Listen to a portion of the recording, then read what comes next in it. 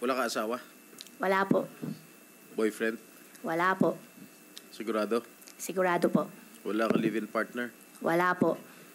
Yung live-in partner mo, nagmamanage ng POG operations mo sa Bomban? Hindi po. Sigurado ka? Sigurado po ako. Received a very reliable information that you have a live-in partner that manages the POG operations in your town. Your Honor, hindi po. Wala pong katotohanan po yun. Hindi naman po kasi Mayor totoo. sa isang bayan sa Norte. Opo. May kilala ka ba? Norte po, marami po ang kakilalang mayor po ng Norte po. Sa Pangasinan. Pangasinan, meron po. Alam ko na po yung nililink nyo po sa akin. Hindi ako naglilink sa'yo. Wala akong ano. Pero wala pong katotohanan. Hindi po Sino totoo. ba yun nililink sa'yo? Kayo na lang po magsabi sa akin, Your Honor. Para sigurado baka mamaya madamay pa po sila kung magme-mention po ako ng pangalan.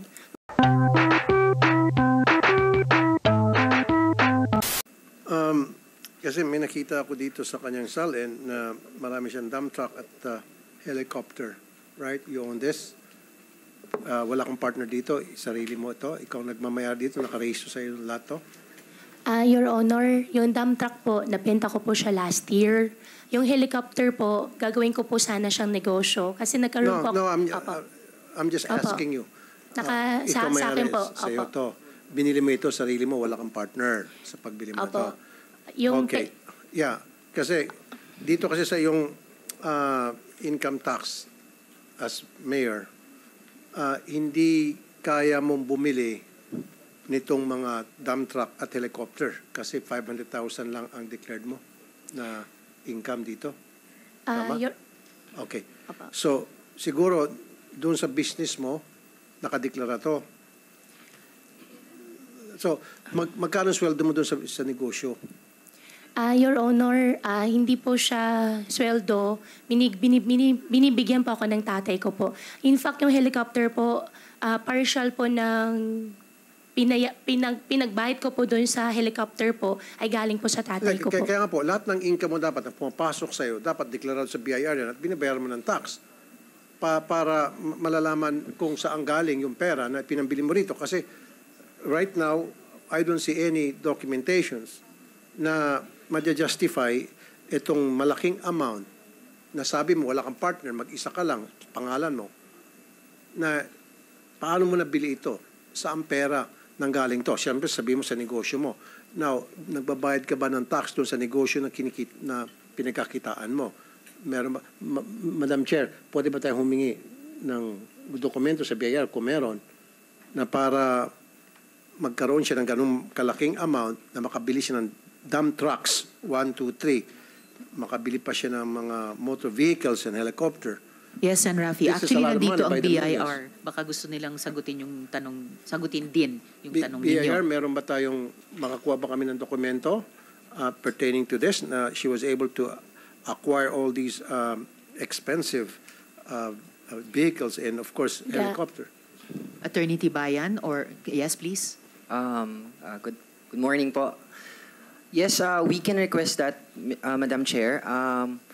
If we may lang po, since it's covered under Section 270 of the Tax Code, may we request from the Mayor a written consent allowing us to provide this committee the requested documents po. So, Mayor, pwede nyo bang bigyan ng written consent ang BIR para ma-issue nila sa komite kasama si Sen. Rafi yung hinihinging dokumento? Opo, Madam Chairman. At yung pera po na pinagbili ko po dun sa helicopter po ay galing po sa tatay ko po. Okay. Ano po ang trabaho ng tatay mo? Bakit mayaman siya at marami siyang pera? Yung tatay ko po, meron po siyang embroidery po dito sa Pilipinas at may negosyo po siya sa China. Okay. So, BIR, pwede ba tayo pwede natin makita yung income tax o kung nagbabayad ba ng tax itong papa niya doon sa kanyang embroidery na para magkaroon ng perang pamana dito kay Mayor Go at pambili niya ng kung ano-ano pa mga luho or mga helicopters? Attorney Tibayan? Including po yung father niya, yung tax returns ng father niya. Well, the father siguro must be here, right? Yes po. Okay. So Mayor Go, So sabi mo, may embroidery. Saan po yung embroidery factory? Is that a factory? Yes po, Your Honor. Anong pangalan? QJJ Embroidery po. Nasa Marilao, Bulacan. Marila, Bulacan. Opo. Okay, ilan ang empleyado po nito? Hindi po ako yung nagmamanage po dun eh. Pero sigurado po ako may empleyado po doon. Okay. Marami po. So siya po ang nagbigay ng kapital sa inyo? Para Yung makapag-put up. tatay ko po, nagbibigay po siya ng pera po sa akin. Magkano po ang mabinibigay na pera sa iyo? Hindi po siya in a monthly basis po, Your Honor. Pero yung capitalization, di ba nakapagbigay siya kaya ka nakapagpatayo ng mga iba't ibang negosyo? Yung embroidery po ang nagmamanage po is yung tatay ko po. 14 years old pa lang po ako, nag-umpisa na po ako maghanap buhay, magtrabaho. At every now and then po, binibigyan po ako ng tatay ko po. Pero nagbigay sa iyo ng malaking pera, big chunk of money, binigyan ka ng father mo, kaya yun ay nagamit mo para i-invest sa mga negosyo mo. Opo, Your Honor. Pero hindi po siya biglaan. Unti-unti, nagbibigay po siya sa akin. Okay, was that declared to the BIR? Those unti-unti money hanggang sa lumaki at naging enough para makapagpundra ka ng negosyo. Kasi dapat pag nagpundra ka ng negosyo, dapat masabi mo doon kung saan ang source noon. Opo, Your Honor. Ang understanding ko po, since hindi po siya income, kaya hindi ko po siya dineclare po. But that has to be declared BIR, di ba? So anybody, anything na pera na pumasok sa iyo at yung perang yon ininvest mo sa negosyo, that has to be declared sa BIR. Attorney Tibayan. Attorney? Yes po, basta may income po na re-receive, no? Even if at the end of the day, marami expenses, nag-file pa rin po dapat. Okay. And Sen. Rafi, may tanong din si Senate President Pro Tempore dun sa isang sagot ni Mayor Alice kanina. Yeah, ano yung negosyo ng, with the permission of Senator Tulfo, Madam Chair? Go ahead, Ano negosyo ng Senator. tatay mo sa China? Fabrics po. Ano po? Fabrics, tela. Fabrics. Opo, may Magkano embroidery din kinikita po. niya? Your Honor, hindi na po niya natidisclose po sa akin. Okay, magkano binibigay sa'yo ng tatay mo? Sino mo nagbibigay ang tatay mo sa'yo? Opo, nagbibigay po siya sa akin.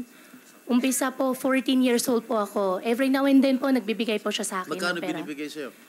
Minsan po, 500,000, minsan 1 million, minsan 2 million. Gaano kadalas Depende yung po. 500,000? Gaano kadalas yung 1 million? Your Honor, as much as ayaw ko po talaga sagutin yung hindi ko po alam. Pero hindi naman po siya, hindi po siya in a regular basis po. Gaano kadalas siya magbigay? Since 14 years old ka? Opo, Bibigyan since siya 14 years old po ako. Negosyante ka na no 14 years old ka?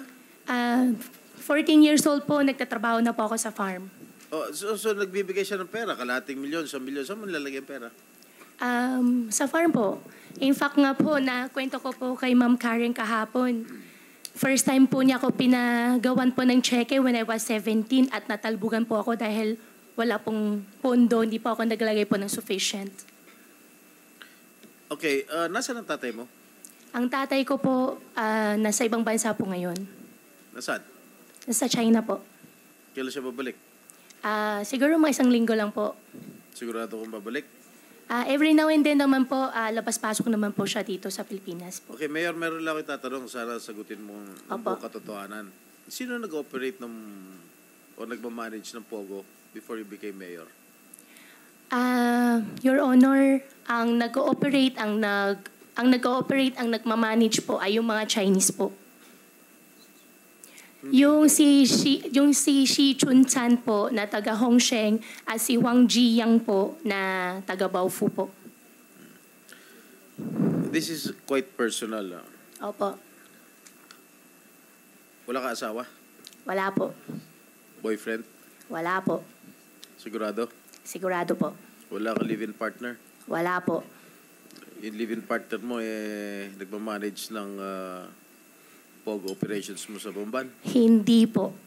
Sigurado ka? Sigurado po ako. Wala ka relasyon sa isang public official? Wala po. Marami na po sila nalilink po sa akin simula po na buksan pong issue. Sobrang dami na po nila nililink po sa akin pero wala pong partner, wala pong... Paano nililink sa'yo? Romantically? Or what not? Yes po, Your Honor. Sino-sino? Huwag na po natin pag-usapan.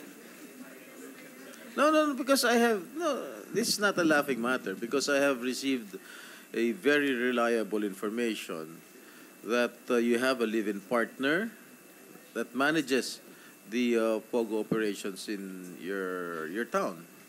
Your Honor, hindi po, wala pong katotohanan po yun. Kahit nga po ipalabas niyo po sila, magharap po kami, hindi po yun totoo. Mayor din, kapwa mo mayor. Sino po, Your Honor, sino po kaya siya? Para masabi ko naman po sa kanya na hindi po totoo yun. Pag ida-divulge ko, siyempre, di-deny mo. Hindi naman po kasi Mayor totoo. sa isang bayan sa norte. Opo. May kilala ka ba? Norte po, marami po ang kakilalang mayor po ng Norte po. O, sa Pangasinan. Pangasinan, meron po. Alam ko na po yung nililink niyo po sa akin. Oh, hindi ako naglilink sa'yo. Wala akong ano. Pero wala pong katotohanan. Hindi po Sino totoo. ba yun nililink sa'yo? Kayo na lang po magsabi sa akin, Your Honor. Para sigurado baka mamaya madamay pa po sila kung magme-mention po ako ng pangalan. Magsasalita naman po ako Ikaw ng totoo. nagsasabi. Kilala mo na kung sino nililink ko sa'yo. Sabihin mo kung sino. Basta, Your Honor, wala pong boyfriend, wala pong partner po. Sino Madam ngayon na pinapahiwatig mo na sino yung nalilink sa'yo? Your Honor, yung nagsabi po sa inyo na possible siya po yung nalilink po sa akin na mayor, pwede ko po ba malaman kung sino po siya? Para tama po yung isa po na sa isip ko po. Mayor nga ng At pogi Pangasinan. po ba siya? Ha? Pogi naman po siya. Hindi ko na makilala eh. Yung po nagkwento po As sa inyo. Sen Jinggoy said, hindi po laughing matter ito. Apo. Madam Sorry Chair. po. And Sen Jinggoy, I think Sen Rafi would like to interject. So Singit you will lang, allow please, Sen one Rafi. second. Sen Jigoy, kasi alam ko na the reason bakit nabanggit yung mga mayor kasi that's connection. Importante po yan. It's not a laughing matter, really. Because Ang ginagawa lang din si Sen Jingo is establishing your connection. Lumawak yung connection mo, kaya lumawak din yung negosyo mo. Now, aside from mayor, yaman din na pinag-usapan natin yung linkage. Nalilink ka sa isang sa executive department, isang mataas na opisyal. Did you know that? Pero alam mo yon na isang mataas na opisyal sa executive nalilink ka doon. Your Honor, hindi ko po alam. Ngayon ko po lang po siya narinig. You sure? Apo. Sure po. Okay. Thank you, Sen Rafi. Thank you. Sen Jinggoy? okay, sino? Sabihin mo na sa akin kung sino. May alam ka, sabihin mo na rito sa committee. Your Honor, Well, kaya ako binibring out ito. Because the reports that I received is that your partner, yung nalilink sa yung mayor ng Pangasinan, is the one managing and operating your POGO business. Alright? Wala akong pakialam sa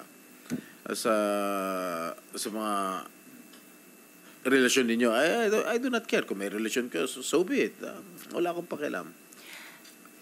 Your Honor, wala po akong alam na may mayor po na nakalink po sa akin. Gawa po ng siya po ay nag-ooperate po ng POGO business po. At wala rin po akong POGO business po, Your Honor. Di ba may lupa ka doon sa Bamban? Meron po. Tinayo mo ng POGO? Your Honor, hindi po siya POGO lahat. Bago po ako nag-divest po, Your Honor, yan po isang mixed-use development po. Meron pong mall, meron pong residential. At yung Well, may POGO, POGO rin. yung POGO po, second and third and fourth floor lang po. Kaya nga, meron pa rin. Bago po ako nag-divest po, Your Honor, at after po ako nag-divest po, doon po nagkaroon po ng yung ZY po na second, third, and fourth floor po. Okay, marunong ka mag-Chinese? Ano Chinese name mo? Wala po akong Chinese name po. Wala kang Chinese name? Opo. Bakit nung previous hearing di mo kilala yung nanay mo? Your Honor, yung biological mother ko po ay si Amelia Lial po. Still alive? Your Honor, honestly to, bago po nangyari to, masama yung loob ko po sa kanya. At sa nangyari po na to, sa nangyari po itong Senate hearing, nananawagan po ako, sana po makita ko na po siya. So you haven't seen your biological mother? Hindi po. So sino nagpalaki sa'yo? Yung tatay ko po. Tatay mo lang? Tatay ko po at partner po niya. Partner? Opo. Partner ng tatay mo? Opo. Okay,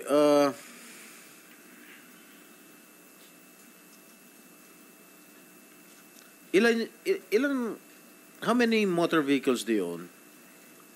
Sa ngayon po, isa po. Isa lang? Opo, sa ngayon po, isa po. Saan salin to?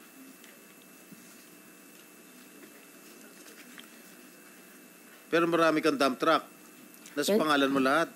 Yung dump truck po, opo, nabenta ko na rin po yung dump truck. Okay, paano ka nagkaroon ng helicopter? Magkano yung binigyan ng tatay mo para sa pambayad ng helicopter? Yung helicopter po, pinag-ipunan ko po at sa loob po ng 2 years po minigay sa akin ng tatay ko po yung kalahati po nung pangbayad po ng helicopter. Kalahati? Opo. Kasi ang nakalagay dito, 60 million pesos. Your Honor, nabili po siya less than $1 million po. Yung dollar po nung time po na nabili po is kung di po ako nagkakamali, 46 or 47 po. When did you purchase the helicopter?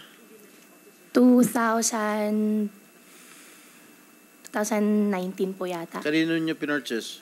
Lion Air po. Lion Air. Opo. Kay Archie po. Ang kausap ko po si Sir Rene. Rene Sia. Sia. Opo, Rene siya po. Sia. Opo, Sia. Patay opo. na. Namatay na. Ay. Anyway, bakit Pogo yung napili mong negosyo? Your Honor, wala po Mas ako nanggaling kayo sa piggery at farming business. Your Sino Honor, nag-udyok sa'yo na magpatayo ng Pogo doon? Your Honor, wala pong Pogo business at hindi po ako yung nagpatayo. Sa akin lang po is only yung property po, yung lupa lang po. Wala kang negosyong Pogo? Wala po ako O, negosyong sino Pogo. nagmamanage? Bakit mo pinayagan magkaroon ng Pogo rin sa property mo? Your Honor, nag-umpisa po kami, yung Baofu po, bago po ako nag-divest po, in-invite ko po sila para mag-invest po sa Bamban. Pero ako po, wala po akong Pogo na business po at hindi rin po ako nagmamanage po ng Pogo. At license po yung Pogo na andun po sa Bamban. Ang sa akin lang po is nung naging mayor na po ako, nagbigay po ako ng business permit po. Okay, doon sa interview mo kay Miss Karen Davila, na pinalabas lang nung Lunes, sinabi mo na bumili ka you bought the Baofu land in Bamban for 700 pesos per square meter. Tama? Tama po, Your So that Honor. was about 55.3 million pesos for the 7.9 hectare land in 2018. Tama? Tama po, Your Honor. How much did you shell out for the purchase of that parcel of land? Your Honor, nabenta ko po siya ng 1,200 pesos per square. Nabenta mo? Opo. Ang usapan po namin dyan ay sa akin po yung majority po ng share. At Saan mo kinuha yung pambayad ng lupa? Yun ang yung tinatanong. pangbayad po ng lupa, installment po, Your Honor. Installment? Pagkano Opo, yung installment po, partially po galing sa farm, partially po galing po sa tatay ko po. Magkano yung galing sa tatay mo? Your Honor, ito-double check ko po. Wala kang hiniram na pera galing sa mga creditors? Meron po akong loan po, Your Honor. Magkano? Outstanding ko po ngayon, hindi ko po sure yung exact pero almost 200 po. Mga 190 po siguro. 190 million. So tinatanong sa'yo ni Senator Risa, ni Madam Chair kanina, kung sino yung mga Board of Incorporators mo rito sa Baofu. At halos lahat ay may mga criminal records. At sinabi mo, ngayon mo lang nalaman? Your Honor, dun sa Zhang Ziyang, nalaman ko po nung first hearing po na fugitive po siya. Before po noon, hindi ko po talaga alam. Dun sa naman po dalawa, nakita ko po dun sa Facebook post po ni Madam Chairman po at gumawa po ako ng research po, nag-search po ako sa Google. Sino ito si Lin Baoying? Lin Baoying, yan po yung nakita ko po kahapon po na isa po siyang incorporator po ng Baofu at nung after ko po mag-divest po, hindi ko na po alam. Hindi mo kilala itong si Lin Baoying? Si Lin Baoying tsaka yung isa pa po na lalaki hindi ko po kilala. Ang kilala ko lang po dyan si Zhang Ziyang. Kasi she's the only woman accused in the $2.8 billion money laundering case. Ito. Hindi mo kilala? Hindi ko po kilala, Your Honor. Board of Directors ng Baofu, hindi mo kilala? Hindi ko po kilala. Ang kakilala ko lang po dyan, ang kausap ko po dyan is Zhang Ziyang. Sino yun? Sino ulit? Zhang Ziyang. O ano siya? Board of Incorporators din? Opo, Board of Incorporators. At siya po yung kausap ko po. So hindi mo kilala itong si Lin Baoying? Lim Baoying, hindi ko po siya kilala. Ilan ba yung Board of Incorporators mo? Meron pong 3 foreign po. Walang Pilipino? Meron pa po isang Filipino. Sino? Rachel Joy po. Ikaw, anong participation mo doon? Ang participation ko po doon sa Baofu po ay sa akin po yung property, sa akin po yung lupa. Hindi ka member ng Board of Incorporators? Bago po, incorporator po ako at after ko po mag-divest po, umalis na po ako. After kang, Mag-divest po, 2021 po. nung nag-mayor ka? Hindi pa po ako mayor po noon. Gusto po nila magpasok na po ng pera at wala pa akong ipapasok. Kaya napag-usapan po namin na ibebenta ko na lang po yung percentage po ng share po na hawak ko po. Alright, Madam Chair, since the majority of the senators is meeting today, I will just reserve my right to question the next hearing. Certainly, Sen. Jinggoy, at Thank you, salamat Madam po. Chair. Opo. Maraming salamat po. Bago ko rin balikan yung maraming tanong ko sa actually 3 salen nyo, Mayor. Gusto ko lang tanong ng ilang mga tanong kay Chair Garcia ng COMELEC. Oo, dahil kailangan nilang umalis ng mas maaga dahil meron po silang unbank. Muli, Chair Garcia, salamat sa pagdalo nyo. I just have a few questions for the COMELEC regarding yung subject ng investigation ng komite sa ngayon. So, thank you also for submitting the requested documents to the committee. Didiretso na po ako agad sa tanong. Ang sabi niyo po ay trabaho lang ng COMELEC ay tanggapin ang mga dokumento ng mga kandidato at siyasatin kung ito ay kumpleto. So, tama po ba sabihin na COMELEC doesn't look beyond the 4 corners of the documents? Madam Chair, good morning and the members of the committee. Tama po, Madam Chair, ang sabi po ng Korte Suprema sa Serafica versus the Commission on Election, ni-reiterate yung decision nila sa Cipriano versus the COMELEC. Ang duty po kasi ng commission ay ministerial na kung saan tatanggapin namin ng certificates of candidacy basta kumpleto yung lahat ng items doon sa form ng COC at ito po ay under oath. Ibig sabihin po, wala po kaming power to request additional documents because hindi po kami pwedeng mag-reject o mag-reject ng filing of the certificates of candidacy. Kahit pa nga yung mismong taong nagpa-file maaari sa harap pa lang ay pwede niyang ma-question, wala po kaming discretion. Hindi po namin alam, Madam Chair, yung background ng bawat isang kandidato na nagpa-file ng kanilang certificates of candidacy. Well, naintindihan ko naman po yan, Chair, based on the presumption of regularity in the performance of duties dahil ang birth certificate, ang passport, issued naman ng government agencies. Pero paano po sa ganitong klaseng mga kaso na ang daming butas ng birth certificate? What do we do in the face of mounting evidence, not just in the case of mayor, but that Filipino citizenship can be for sale? Tingin niyo po ba nagwawarant ito ng ilang mga pagbabago sa election law natin? At kung oo, ano-ano kaya ang mga ito? Tama po, Madam Chair. Maraming salamat po. Sana po kami bigyan ng discretionary authority kasi madami po mag-aaway ng mga kandidato at mga local COMELEC namin pag magpa-file ng certificates of candidacy. Pero pwede naman po na baguhin natin yung pong Section 74 ng Omnibus Election Code kung saan na andun po kasi yung lahat ng items na dapat na nakalagay sa form ng Certificate of Candidacy at sana po maglagay din yung batas kung magkakaroon ng pagbabago ng mga karagdagang dokumento na pwedeng i-attach sa ating pong Certificate of Candidacy. Halimbawa po, ang birth certificate, pwede na pong pagsimulan yan ng lahat ng mga informasyon katulad sa age, katulad sa residency, at katulad po sa citizenship. Pero dapat din po natin maunawaan, yun po ang kadahilanan kung bakit yung kapangyarihan ng COMELEC to motu proprio disqualified candidates ay limitado lang po sa nuisance candidacies. Pero kapag po ang pinag-uusapan, Madam Chair, ay ang qualification or eligibility based on age, citizenship, residency, registration as a voter, literacy, able to read and write, at yung iba pa nga po, 3 consecutive term limitation, sabi ng Castillo versus the COMELEC, ay ito po ay hindi pwedeng motu proprio ng COMELEC. Kinakailangan merong formal na petition na ipafile sapagkat yung issue po, Madam Chair, ng citizenship, medyo komplikado po yun. Hindi pa pwedeng sa birth certificate lang. It may appear sa birth certificate na ikaw ay Filipino. Your father and mother are both Filipinos. Pero yung pala, yung lolo mo ay foreigners and therefore natatransfer yung mismong citizenship. Dito po kasi sa ating bansa, kapag pinag-uusapan ng citizenship, ay ang ating pong ina-apply na principle, yung principle of jus sanguinis, blood relationship. In the case of Grace Po versus the Commission election, before the Honorable Chairperson had authored the law on the foundling, doon po ay nagkaroon ng presumption ng Korte Suprema sapagkat kinakailangan matrace muna yung mga magulang. Ano ba talaga ang citizenship para po yun ang nalilipat.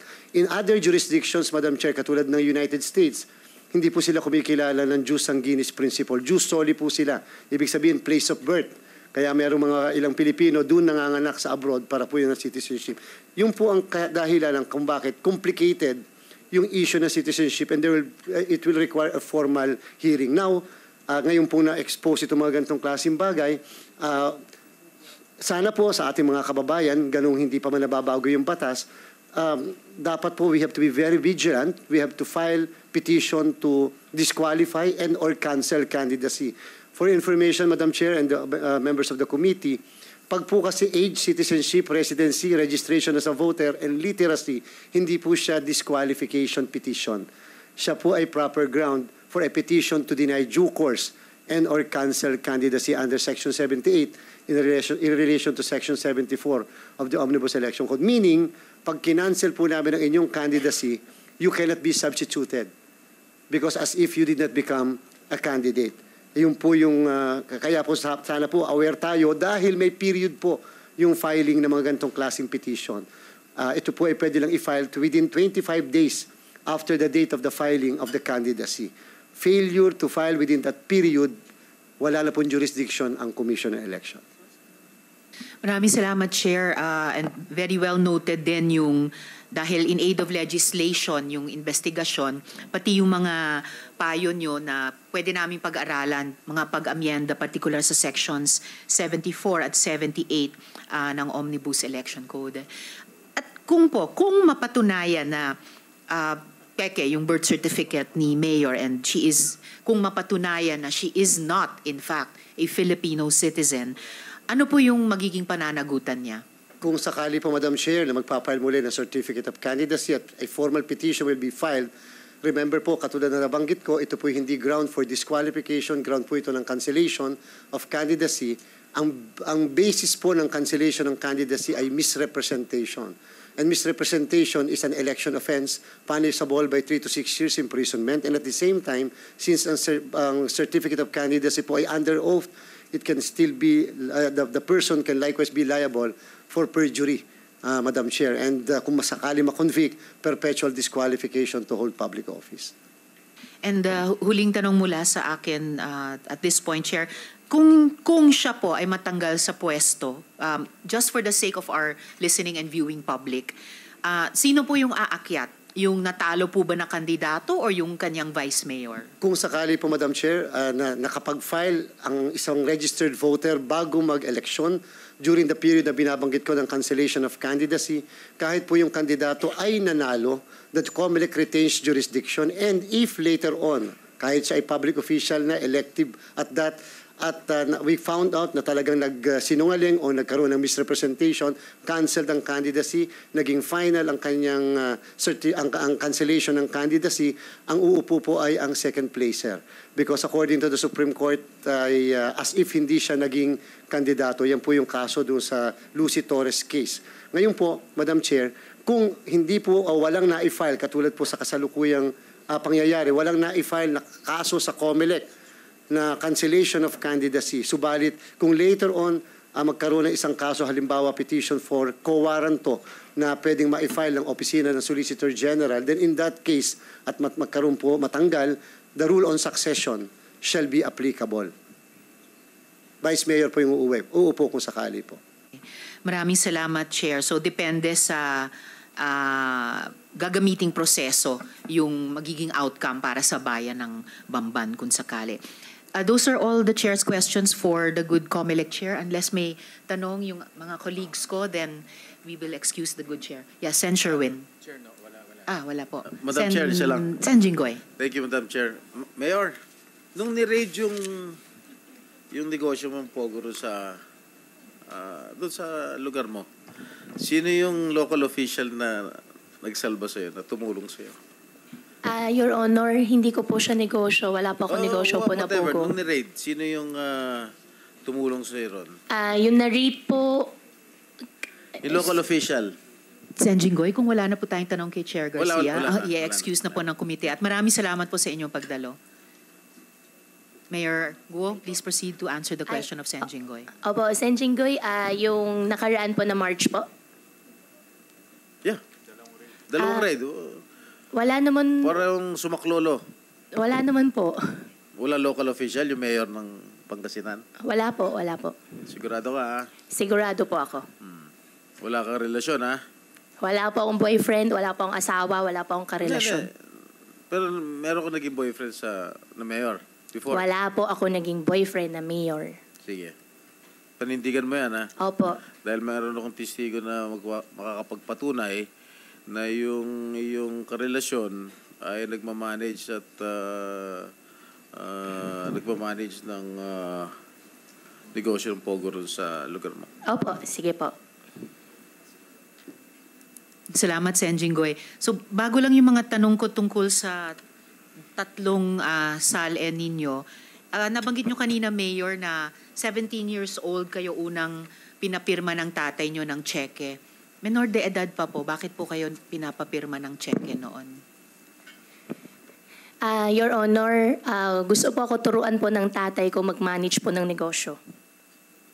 Okay, just noting na ang menor de edad hindi po pinapayagang pumirma ng cheque. Kung kaya nga, that's behind reforms like yung sa SK Reform and Empowerment Law. Anyway, opo. Yes, Mayor? Meron pa kayong gustong isagot dyan? Your Honor, I might be wrong dun sa 17, pero baka mga 18 or 19 years old. Pero nangyari po yun sa akin, sa pagkakatanda ko po is 17 po. So kung may baka mali lang po ako sa edad po, Your Honor. Okay, noted, Mayor. Ngayon, yung mga tanong ko po sa inyong mga isinumiteng SALN. So, meron po kaming kopya dito na SALN as of June 30. Ito po ay SALN na version na... Ay, salamat po, Sen Jinggoy. Yung June 30, 2022 SALN nyo, pinadala ng inyong council. Meron din po akong July 1, 2022, isang araw lang ang pagitan, padala naman ninyo, Mayor. And then of course, meron akong kopya dito. Meron kaming kopya nung SALN as of 2023, June 30, 2023, bilang bahagi ng inyong compliance. So kapansin-pansin po, yung SALN ng June 30, 2022, ay may nakalistang 1, 2, 3, 4, 5, 6, 7, 8, 9, 10 na mga real properties covered by mga TCT. Bawat isa nito covered by TCT. 3, 6, 7, 8, 9, 10, kung di ako nagkakamali. Pero yung SALN nyo na July 1, 2022, isang araw lang ang pagitan, 3 na lang ang nililistan yung real properties, all covered by TCT. So, ano pong nangyari sa pagitan ng June 30, 2022 at July 1, 2022? Kasi June 30, meron kayong dinisclose na 10 real properties bilang assets, pero biglang kinabukasan, 3 na lang. Ano na nangyari dun sa 7? Your Honor, first time po, hindi po ako marunong. Kaya nag-file na lang po kami ng amendment po doon sa SALN po.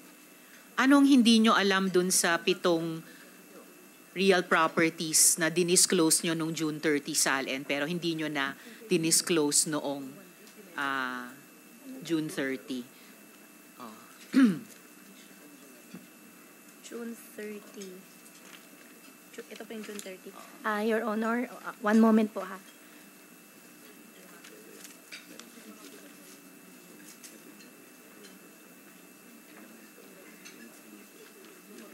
Dapat nga, kung nagkamali sa unang SAL and the day before, baka dahil kulang ang dinisclose at i-disclose yung buo, yung lahat, the day after. Baliktad ang nangyari, nabawasan.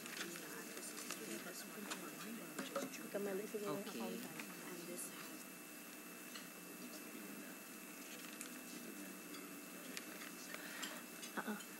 Your Honor, doon sa SALN po na inamend po ng accountant po, ito double check ko po ulit. Pero I believe baka nagkamali lang po sila sa date. So, inamend ng accountant. Pero, syempre, i-check ito ng mga legal officers nyo at pipirmahan nyo. Pinirmahan nyo pareho ang SALN. Lahat po kami nagsasubmit ng SALN. Ayan, may pirma kayo nung June 30, SALN. May pirma din kayo, yes, nung July 1 na SALN. And, in fact, parang daming time warp na nangyayari dito eh. Yung date, yung SALN date July 1 ay actually unang sinabit sa amin, no? Na parang maraming mali at kulang. Yung later na nasubmit sa amin ay yung June 30 na SALN na mas maraming impormasyon. Opo, Your Honor. Ito double check ko po ito.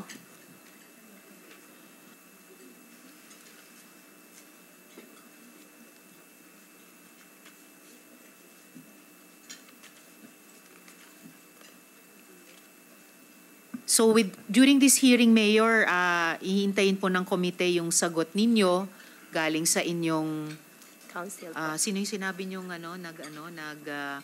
nag-draw up nito? Yung accountant ninyo ba? Opo, at yung council po. Oha, at saka yung council. Pero alam naman po ninyo, ang SALN ay public document, taon-taon ini-expect sa ating mga nagtatrabaho sa gobyerno at dapat makatotohanan at walang inililihim. Opo. Kailan po ginawa yung amendment sa unang SALN? Kailan inamend yung June 30 SALN para maging July 1, 2022 SALN? Sorry. Or rather, okay, kasi nakakalito talaga yung mga time... Well, sorry, nakakalito yung mga time warp sa dokumento ninyo. Kailan inamend yung July 1, 2022 SALN para maging June 30, 2022 SALN? Kailan po nangyari yun? Your Honor, based po dito sa notaryo po is July 30, 2022 po. July 30, 2022 ang amendment po. ang amendment. Tapos inante-date pa. Kasi yung unang sinabit ay dated July 1 na mas konting mas Opo, konting yung July 30 information. Opo, Madam Chair. Yung July 30 po, yan po yung na-amend na po.